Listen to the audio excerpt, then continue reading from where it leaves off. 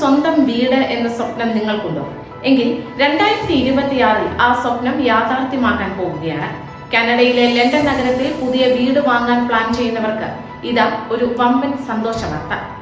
നമുക്കറിയാം, കാനഡയിൽ വീട് വാങ്ങുക എന്നത് ഇപ്പോൾ അല്പം വെല്ലുവിളിയുള്ള കാര്യമാണ്. എന്നാൽ ഒന്റാരിയോയിലെ London city mayor Joshua Morgan പുതിയൊരു വിപ്ലവകരമായ പദ്ധതി പ്രഖ്യാപിച്ചിരിക്കുകയാണ്. ഹോം ഇൻസെന്റീവ് പ്രോഗ്രാം എന്നാണ് ഈ പദ്ധതിയുടെ പേര്. എന്താണ് ഈ പദ്ധതി എന്ന് നോക്കാം.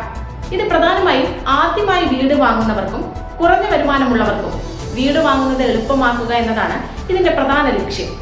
വീട് വാങ്ങുമ്പോഴുള്ള ഡൗൺ പേയ്മെന്റിലോ മറ്റ് ചിലവുകളിലോ വലിയൊരു ആശ്വാസം നൽകാൻ ഈ പ്രോഗ്രാം സഹായിക്കും. 2026 കൂടുതൽ ആളുകൾക്ക് സ്വന്തം വീട് ലഭ്യമാക്കുക എന്ന ലക്ഷ്യത്തോടെയാണ് ലണ്ടൻ സിറ്റി ഈ പദ്ധതി നടപ്പിലാക്കുന്നത്.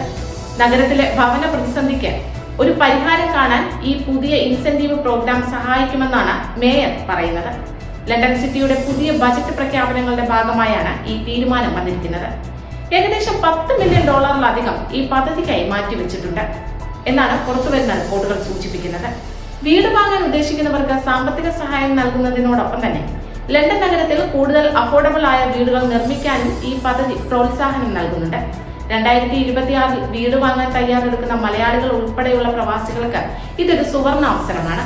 ഇതിന്റെ കൂടുതൽ യോഗ്യതാ മാനദണ്ഡങ്ങൾ വരും മാസങ്ങളിൽ സിറ്റി കൗൺസിൽ വ്യക്തമാക്കും.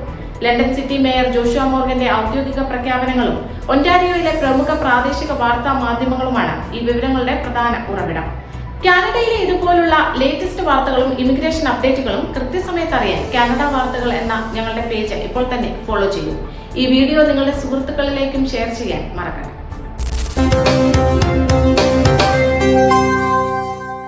കാനഡയിലെ മലയാളി ശബ്ദം.